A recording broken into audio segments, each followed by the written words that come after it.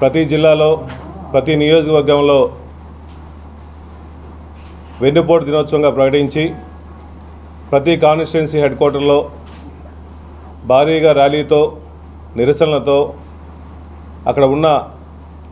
Revenue division ఆఫీసులో కానీ తహసీల్దార్ ఆఫీసులో కానీ రిప్రజెంటేషన్ ఇవ్వడం జరుగుతుంది.